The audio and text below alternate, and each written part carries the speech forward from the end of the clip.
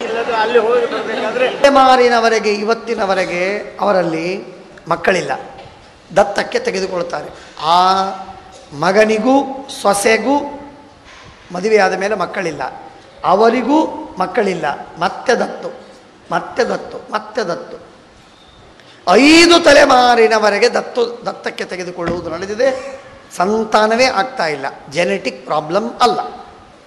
ಏನು ಮಾಡ್ತೀರಿ? ಶಾಪ ಎಷ್ಟು ದೀರ್ಘಕಾಲದವರೆಗೆ ಬರ್ತದೆ.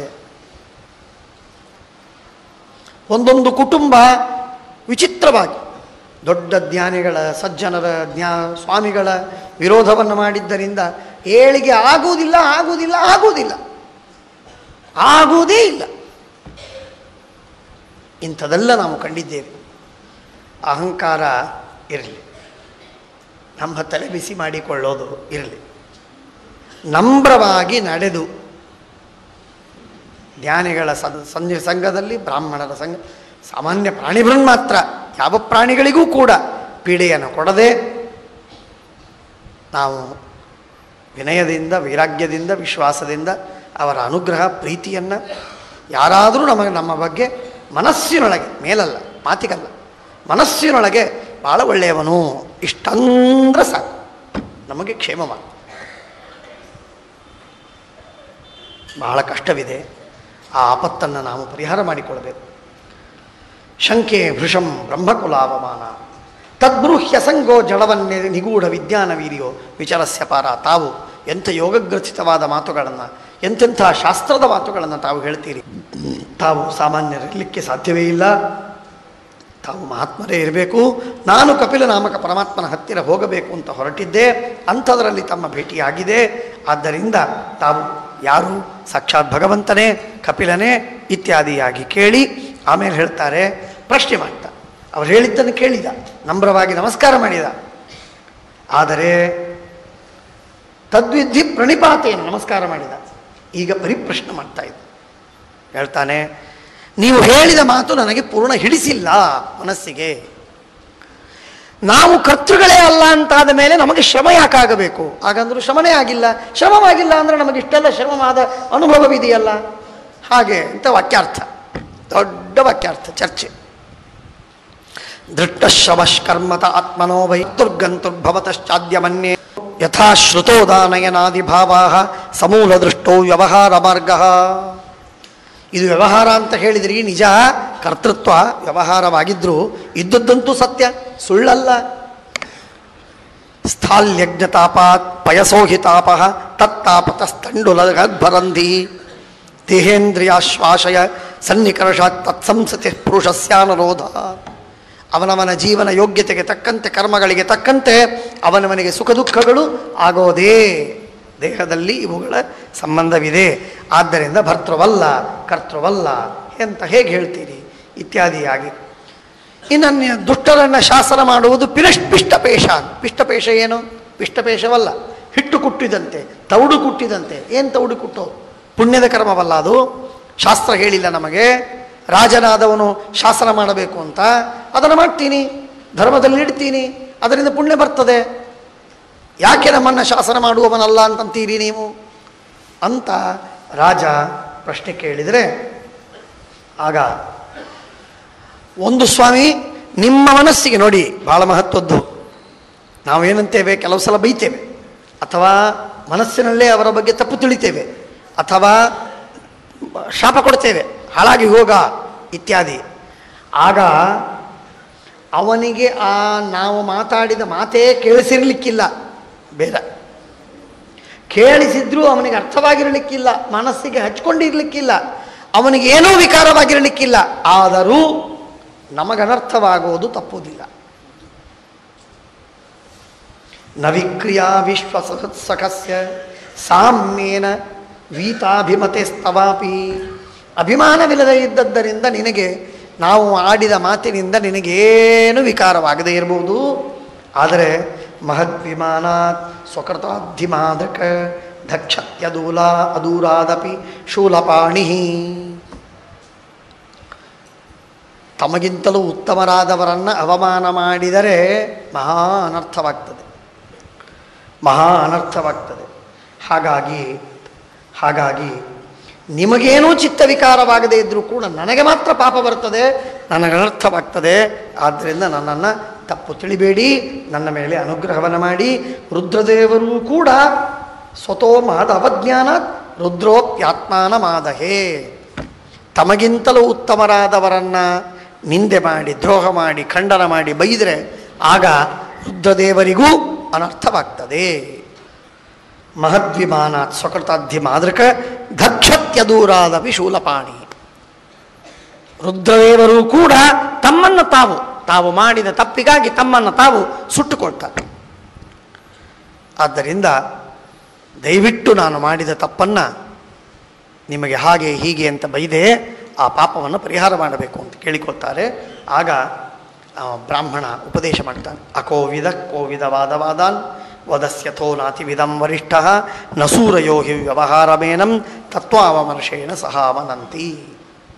ಭಾರೀ ಸುಂದರವಾದ ಉಪದೇಶ, ಕಠಿಣವಾದ ಭಾಗ.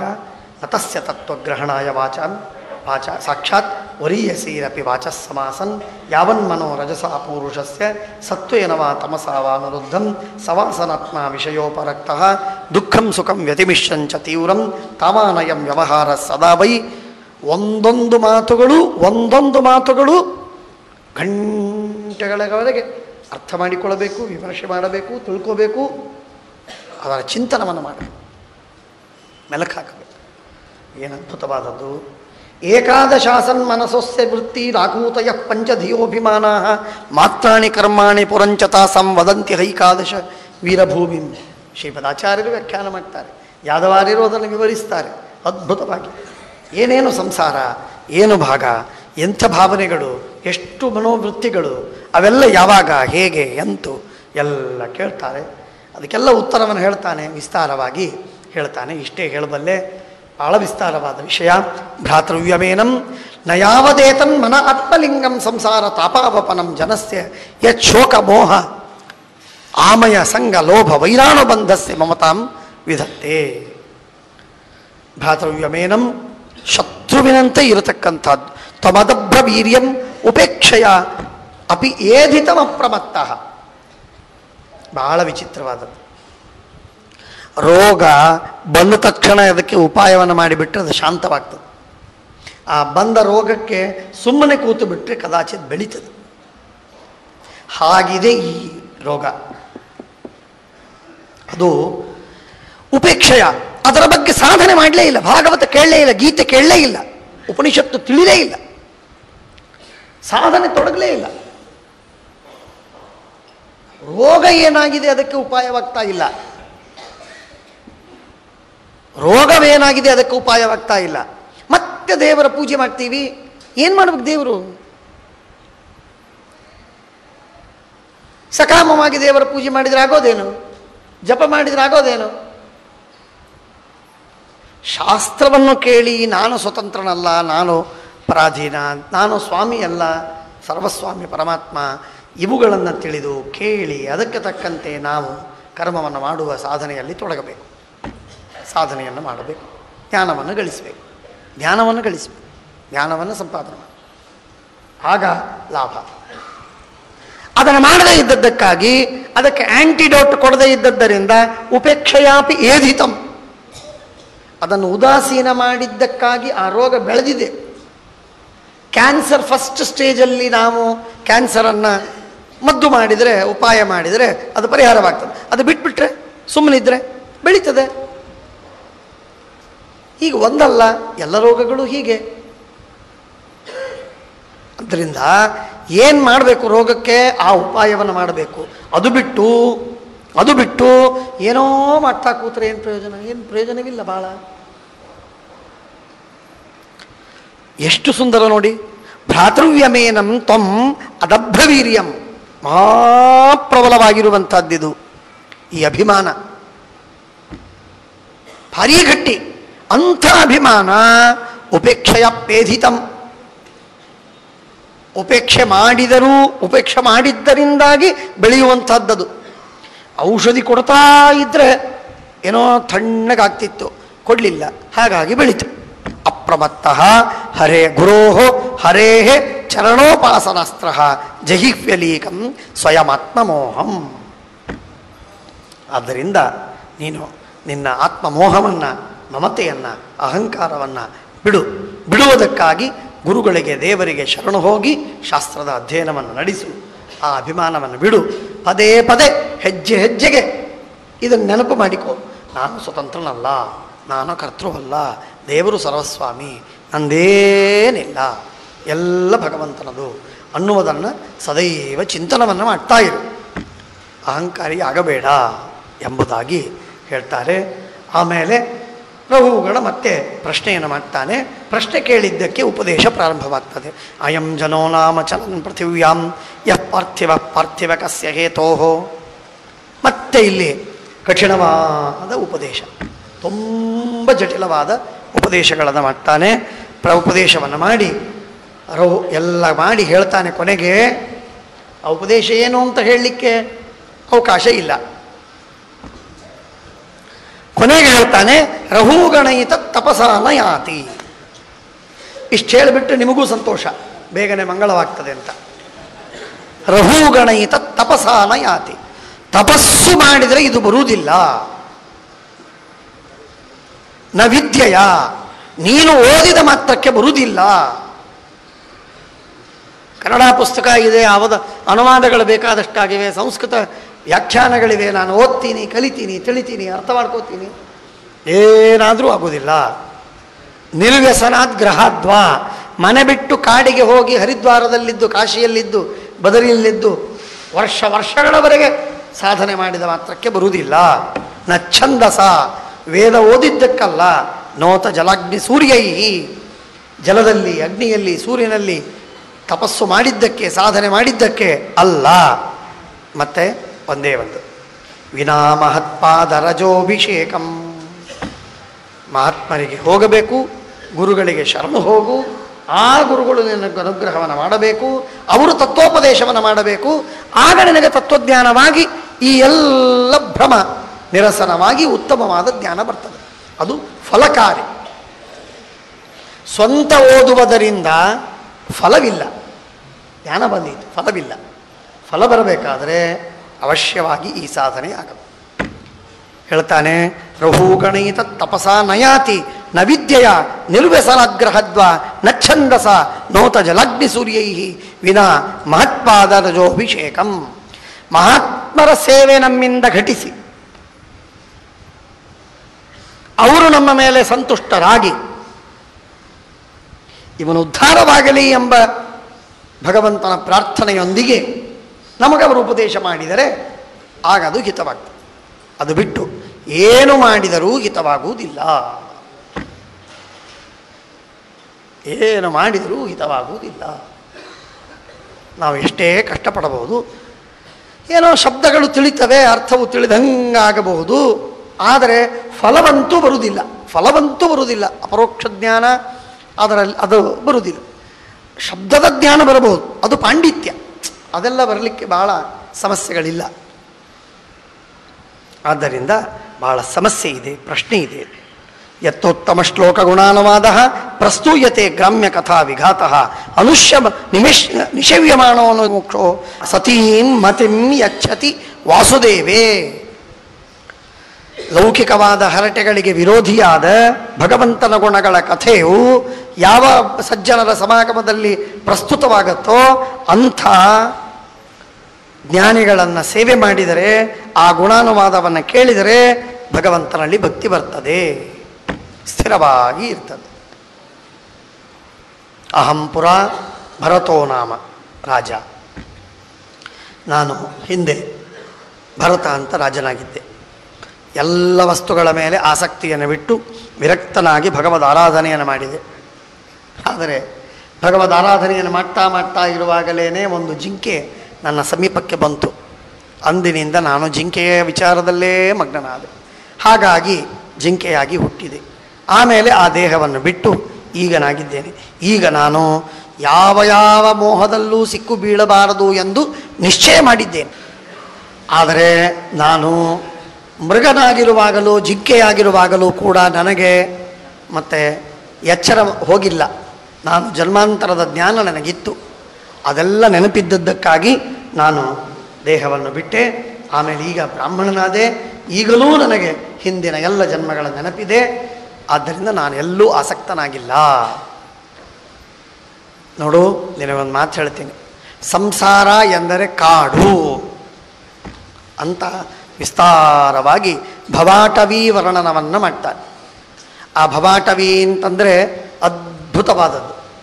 ನಮ್ಮ ಜೀವನದಲ್ಲಿ ಏನೇನಿದೆ, ಕಾಡಿನಲ್ಲಿ ಏನೇನಿದೆ, ಕಾಡಿನಲ್ಲಿದ್ದಂತೆ ನಮ್ಮ ಜೀವನದಲ್ಲೆಲ್ಲ ಬರೀ ದುಃಖ ದುಃಖ ದುಃಖ ದುಃಖ ದುಃಖ. ಎಲ್ಲೋ ಸುಖ ಇದೆ ಅಂದರೆ ಹೆಸರಿಗೆ ಒಂದೆರಡು ಸುಖ, ಉಳಿದದ್ದೆಲ್ಲ ದುಃಖ ಎಂಬವಂತೆ ಅದನ್ನೆಲ್ಲ ವರ್ಣನೆ ಮಾಡಿ ಆಮೇಲೆ ಆ ಭವಾಟವಿಯಿಂದ ಮುಕ್ತರಾಗುವುದಕ್ಕೆ ನಾನಾ ವಿಧವಾದ ಉಪಾಯಗಳನ್ನು ಹೇಳಿ ಅವರ ವಂಶವನ್ನು ಹೇಳ್ತದೆ. ಆಮೇಲೆ ಪಂಚಮಸ್ಕಂಧದ ಮುಖ್ಯವಾಗಿ ಸಾರಭೂತವಾದ ಎರಡು ಭಾಗ, ಒಂದು ಭರತ ಚಕ್ರವರ್ತಿ ಮಾಡಿದ ಉಪದೇಶ, ಇನ್ನೊಂದು ಭೂಗೋಳ ಖಗೋಳ. ಆ ಭೂಗೋಳದ ಭಾಗಕ್ಕೆ ನಾವು ಬಂದಿದ್ದೇವೆ. ಅದನ್ನು ಒಂದು ಸ್ವಲ್ಪ ಹೊತ್ತಿನೊಳಗೆ ಅದನ್ನು ಹೇಳುವ ಪ್ರಯತ್ನವನ್ನು ಮಾಡ್ತೇವೆ. ಯಾದವಾರ್ಯರು ಈ ಭೂಗೋಳವನ್ನು ಬಹಳ ಸುಂದರವಾಗಿ, ಅತ್ಯಂತ ನಿಷ್ಕೃಷ್ಟವಾಗಿ, ಅದ್ಭುತವಾಗಿ ವಿರೋಧಗಳನ್ನೆಲ್ಲ ಪರಿಹಾರ ಮಾಡುವಂತೆ ನಿರೂಪಣೆ ಮಾಡಿದ್ದಾರೆ. ಯಾದವಾರ್ಯರ ಅದ್ಭುತವಾದ ಪಾಂಡಿತ್ಯವನ್ನು ನೋಡಿಬಿಟ್ರೆ ಪರಮತೃಪ್ತಿ ಆಗ್ತದೆ, ಮನಸ್ಸಿಗೆ ಸಮಾಧಾನವಿರ್ತದೆ. ಎಲ್ಲ ಶಂಕೆಗಳಿಗೆ ತಾತ್ಪರ್ಯ ನಿರ್ಣಯ, ಬೃಹದಾರಣ್ಯಕ ಅಥವಾ ಭಾಗವತ ತಾತ್ಪರ್ಯ ಇನ್ನಿತರ ಗ್ರಂಥಗಳು ಎಲ್ಲದರ ಸಂಶಯಗಳ ಪರಿಹಾರವನ್ನು ಮಾಡಿ ನಮಗೆ ತಿಳಿಸ್ತಾರೆ. ಅಂಥದ್ದು ಭೂಗೋಳದ ವಿಷಯ. ಆ ಭೂಗೋಳದ ವಿಷಯವನ್ನು ಬಹಳೇನು ನಿಮಗೆ ತೊಂದರೆ ಕೊಡುವುದಿಲ್ಲ. ಯಾಕೆಂದರೆ ನಾವೆಲ್ಲೆಲ್ಲ ಹೋಗೋ ಪ್ರಶ್ನೆ ಇಲ್ಲ. ಅಷ್ಟೆಲ್ಲ ಮ್ಯಾಪ್ಗಳನ್ನು ಯಾಕೆ ನೋಡ್ಕೋಬೇಕು? ನಾವೇನು ಇರೋದು ನಮ್ಮ ಭರತ ವರ್ಷದಲ್ಲಷ್ಟೇ, ಕರ್ಮಕ್ಷೇತ್ರದಲ್ಲಷ್ಟೇ ಇರ್ತೇವೆ ಅಂತಂದ ಮೇಲೆ ಆ ಹೆಚ್ಚಿನ ಆ ಎಲ್ಲ ಭಾಗಗಳನ್ನು ನೋಡುವ ಪ್ರಸಕ್ತಿ ನಮಗಿಲ್ಲ. ಮೇರು ಪರ್ವತ ಮಧ್ಯದಲ್ಲಿದೆ ಅಂತ ತಿಳಿದೆ. ಆ ಮಧ್ಯದಲ್ಲಿರುವಂತಹ ಮೇರು ಪರ್ವತದ ಮೇಲೆ ಏನಿದೆ ಅಂತ ಹೇಳಿಬಿಡ್ತೇನೆ ಮೊದಲು. ಮೇರು ಪರ್ವತದ ಮೇಲೆ ಬ್ರಹ್ಮದೇವರ ಮನೆ. 8 ದಿಕ್ಕಿನಲ್ಲಿ ಪೂರ್ವದಲ್ಲಿ ಇಂದ್ರ, ಆಗ್ನೇಯದಲ್ಲಿ ಅಗ್ನಿ, ದಕ್ಷಿಣದಲ್ಲಿ ಯಮ, ನಿರೃತ್ತದಲ್ಲಿ ನಿರೃತಿ, ಪಶ್ಚಿಮದಲ್ಲಿ ವರುಣ, ವಾಯುವ್ಯದಲ್ಲಿ ವಾಯು, ಉತ್ತರದಲ್ಲಿ ಚಂದ್ರ ಹಾಗೂ ಈಶಾನ್ಯದಲ್ಲಿ ರುದ್ರದೇವರು. ಇವರ ಮನೆಗಳು ಬೆಟ್ಟದ ಮೇಲೆ. ಆ ಬೆಟ್ಟದ ಮೇಲಿರುವಂತಹ ಬ್ರಹ್ಮದೇವರ ಮಧ್ಯದ ಮನೆ ಅದು 10,000 ಯೋಜನದ ಚತುರಸ್ರವಾಗಿರುವಂತಹ ಒಂದು ಮನೆ. ಅಷ್ಟು ದೊಡ್ಡದಾದ ವಿಶಾಲವಾಗಿರುವಂಥದ್ದು.